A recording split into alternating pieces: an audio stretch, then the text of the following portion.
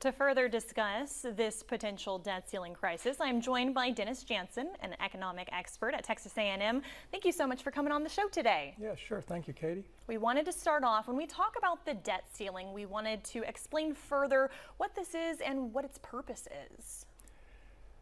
So Congress passes bills for spending and taxes every year, and often we spend more than we collect in tax revenues, which requires borrowing.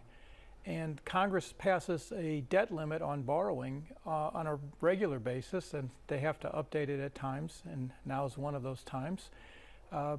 Otherwise, the Treasury has no legal authority to borrow additional funds. And so this debt limit was actually put into place as a way to establish a relatively high limit and not have Congress vote every time they needed a new bond issue.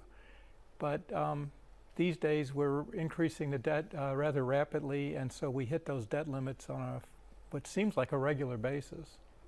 We keep talking about how raising the debt ceiling or the current situation could have an impact on our economy. What does that mean? I think there's a lot of facets to that. So first of all, yes, a default by the U.S. is almost, it's imaginable, I guess, but it's almost unimaginable to think about what the consequences might be. But on the other hand, I think a lot of political theater is going on here.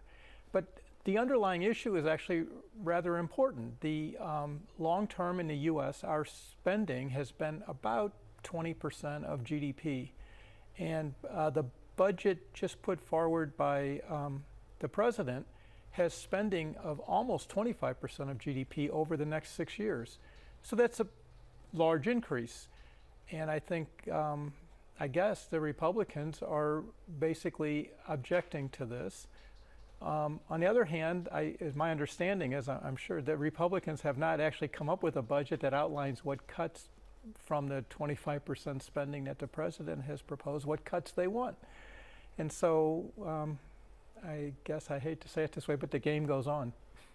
Well, you mentioned that division that we're seeing right now. Why is there this division between these people about how this should be handled? Well, again, I think a lot of it is taking stands for strategic and political reasons, and perhaps one of my colleagues from political science could talk about that more. But I think some of it is just genuine disagreement about the level of spending that we want to see at the federal government level and the level of taxes to go with that. Because one other thing I should say is that the current budget being proposed by the president, the Treasury of the U.S., which is part of the administration, calls the long-term budget outlook unsustainable. So they're quite clear that this can't continue. We can't keep spending 25% of GDP and collecting taxes of 19 or 20%. We can't run those deficits forever, which is what they mean by unsustainable.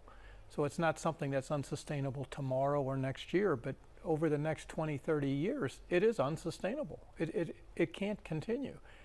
And we need the political class to address this issue, and it's going to take some compromises, and I don't think they're ready to compromise yet. Well, talking about compromising, talking about those next steps forward, what can we expect over maybe the coming weeks or even months?